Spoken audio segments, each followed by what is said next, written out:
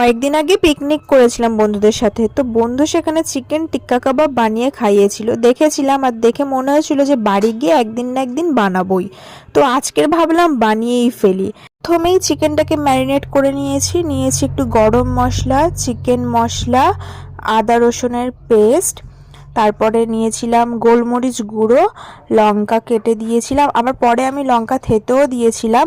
তারপরে লেবু আর পেঁয়াজ একটু বেটে নিয়েছি, সেই পেঁয়াজ বাটাটা আর দিয়েছিলাম ফাটিয়ে রাখা কিছুটা দই, আর পরিমাণ মতো নুন দিয়েছি, হলুদ দিয়েছি। তো সব কিছু মোটামুটি দিয়ে 7-8 ঘন্টার জন্য আমি 7-8 ঘন্টা নয়, 5 ঘন্টার মতো আমি ম্যারিনেট করে রেখে দিয়েছিলাম।